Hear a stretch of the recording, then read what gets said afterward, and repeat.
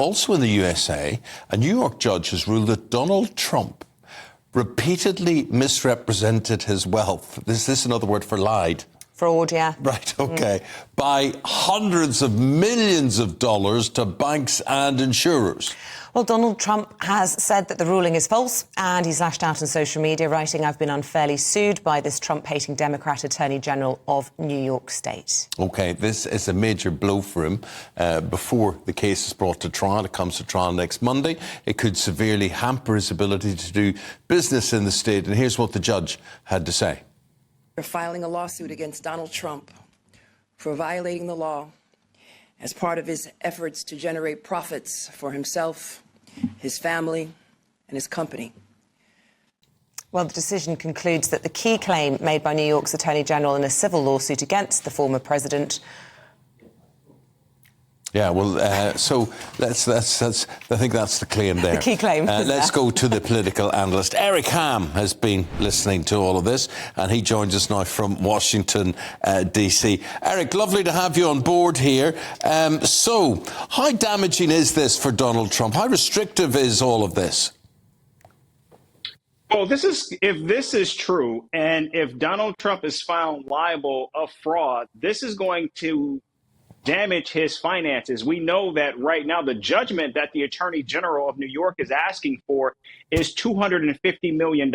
And many political watchers and those who have some idea of Donald Trump's finances suggest that if, in fact, he's found liable, he does not have the money to pay this enormous fine. So this could not only damage his business, it would also damage the aura of Donald Trump as this excellent businessman, but also it would do tremendous damage to his actual finances. In order to generate lots of support through the lobbying process, which is a completely legitimate practice in the United States, big money's involved in trying to run for president. He inflated, is the allegation, that he claimed he had billions of dollars more than he actually did, which actually helped him to run in the race. As you say, this could be problematic for him reputationally, but it could also, could it not, bolster him with his hardcore, who seem to see all of these cases, whether it be the civil lawsuit, the 4 criminal cases against him, one of which is a federal charge which should see him jailed before the election next year, doesn't really deter them.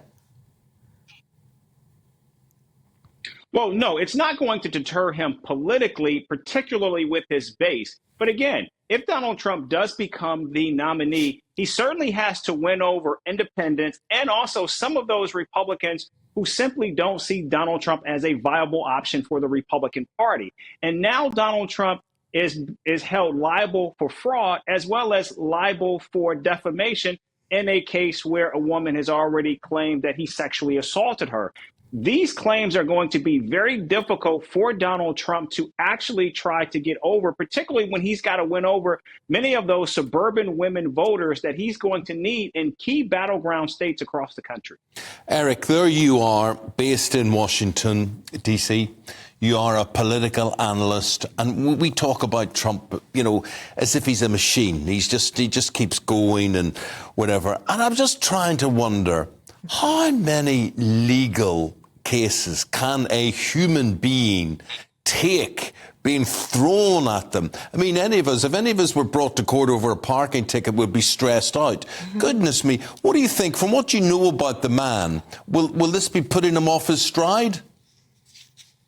Not at all. I mean, look, Donald Trump loves the press. He loves the attention, even if it's bad attention. And I think what we're seeing here is this is now beginning to actually come to fruition, where while we may not see it on Donald Trump in the cameras and when he's speaking in front of these adoring audiences, this is certainly going to weigh on him, particularly a $250 million fine, because what we could then begin to see is if Donald Trump doesn't pay that, there could be the forfeiture of his assets. Trump Tower, for example, in New York City.